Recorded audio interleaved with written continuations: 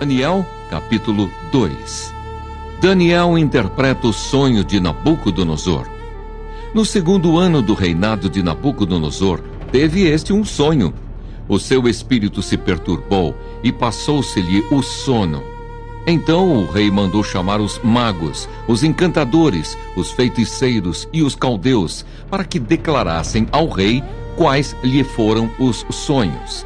Eles vieram e se apresentaram diante do rei. Disse-lhes o rei: tive um sonho, e para sabê-lo está perturbado o meu espírito. Os caldeus disseram ao rei em aramaico: ó rei, vive eternamente. Dize o sonho a teus servos, e daremos a interpretação. Respondeu o rei e disse aos caldeus: uma coisa é certa, se não me fizerdes saber o sonho e a sua interpretação, sereis despedaçados, e as vossas casas serão feitas monturo. Mas se me declarardes o sonho e a sua interpretação, recebereis de mim dádivas, prêmios e grandes honras. Portanto, declarai-me o sonho e a sua interpretação. Responderam segunda vez e disseram: diga o rei o sonho a seus servos, e lhe daremos a interpretação. Tornou o rei e disse: bem percebo que quereis ganhar tempo, porque vedes que o que eu disse está resolvido. Isto é, se não me fazeis saber o sonho, uma só sentença será vossa, pois combinastes palavras mentirosas e perversas para as proferirdes na minha presença, até que se mude a situação. Portanto, dizei-me o sonho, e saberei que me podeis dar-lhe a interpretação. Responderam os caldeus na presença do rei e disseram: não há mortal sobre a terra que possa revelar o que o rei exige, pois jamais houve rei, por grande e poderoso que tivesse sido, que exigisse semelhante coisa de algum mago, encantador ou caldeu. A coisa que o rei exige é difícil, e ninguém há que a possa revelar diante do rei, senão os deuses, e esses não moram com os homens. Então o rei muito se irou e enfureceu, e ordenou que matassem a todos os sábios da Babilônia. Saiu o decreto segundo o qual deviam ser mortos os sábios, e buscaram a Daniel e aos seus companheiros para que fossem mortos. Então Daniel falou avisada e prudentemente a Arioque, chefe da guarda do rei, que tinha saído para matar os sábios da Babilônia, e disse a Arioque, encarregado do rei: por que é tão severo o mandado do rei? Então Arioque explicou o caso a Daniel. Foi Daniel ter com o rei e lhe pediu designasse o tempo, e ele revelaria ao rei a interpretação.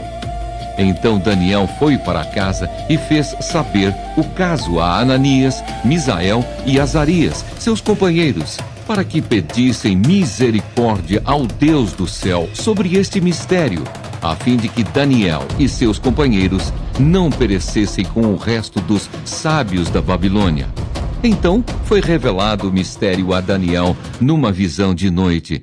Daniel bendisse o Deus do céu. Disse Daniel: seja bendito o nome de Deus de eternidade a eternidade, porque dele é a sabedoria e o poder. É ele quem muda o tempo e as estações, remove reis e estabelece reis. Ele dá sabedoria aos sábios e entendimento aos inteligentes. Ele revela o profundo e o escondido, conhece o que está em trevas e com ele mora a luz. A ti, ó Deus de meus pais, eu te rendo graças e te louvo, porque me deste sabedoria e poder, e agora me fizeste saber o que te pedimos, porque nos fizeste saber este caso do rei.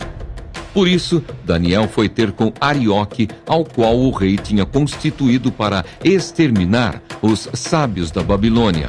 Entrou e lhe disse: não mates os sábios da Babilônia. Introduze-me na presença do rei e revelarei ao rei a interpretação. Então Arioque depressa introduziu Daniel na presença do rei e lhe disse: achei um dentre os filhos dos cativos de Judá, o qual revelará ao rei a interpretação. Respondeu o rei e disse a Daniel: cujo nome era Beltesazar. Podes tu fazer-me saber o que vi no sonho e a sua interpretação?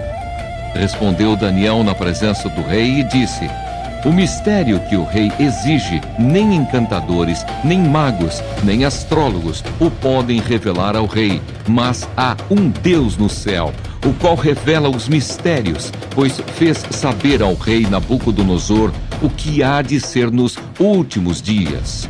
O teu sonho e as visões da tua cabeça, quando estavas no teu leito, são estas. Estando tu, ó rei, no teu leito, surgiram-te pensamentos a respeito do que há de ser depois disto. Aquele, pois, que revela mistérios te revelou o que há de ser, e a mim me foi revelado este mistério, não porque haja em mim mais sabedoria do que em todos os viventes, mas para que a interpretação se fizesse saber ao rei e para que entendesses as cogitações da tua mente. Tu, ó rei, estavas vendo, e eis aqui uma grande estátua. Esta que era imensa e de extraordinário esplendor estava em pé diante de ti, e a sua aparência era terrível. A cabeça era de fino ouro, o peito e os braços de prata, o ventre e os quadris de bronze, as pernas de ferro, os pés em parte de ferro, em parte de barro. Quando estavas olhando, uma pedra foi cortada sem auxílio de mãos, feriu a estátua nos pés de ferro e de barro e os esmiuçou. Então foi juntamente esmiuçado o ferro, o barro, o bronze, a prata e o ouro, os quais se fizeram como a palha das eiras no estio, e o vento os levou, e deles não se viram mais vestígios. Mas a pedra que feriu a estátua se tornou em grande montanha, que encheu toda a terra. Este é o sonho, e também a sua interpretação diremos ao rei.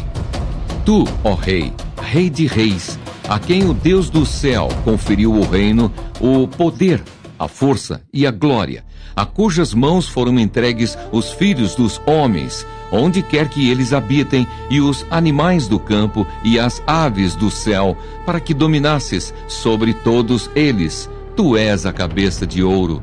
Depois de ti se levantará outro reino, inferior ao teu, e um terceiro reino de bronze, o qual terá domínio sobre toda a terra. O quarto reino será forte como o ferro, pois o ferro a tudo quebra e esmiuça. Como o ferro quebra todas as coisas, assim ele fará em pedaços e esmiuçará. Quanto ao que viste dos pés e dos artelhos, em parte de barro de oleiro e em parte de ferro, será esse um reino dividido. Contudo, haverá nele alguma coisa da firmeza do ferro, pois que viste o ferro misturado com barro de lodo. Como os artelhos dos pés eram em parte de ferro e em parte de barro, assim, por uma parte, o reino será forte e por outra será frágil. Quanto ao que viste do ferro misturado com barro de lodo, misturar-se-ão mediante casamento, mas não se ligarão um ao outro, assim como o ferro não se mistura com o barro. Mas, nos dias destes reis, o Deus do céu suscitará um reino que não será jamais destruído. Este reino não passará a outro povo, esmiuçará e consumirá todos estes reinos, mas ele mesmo subsistirá para sempre.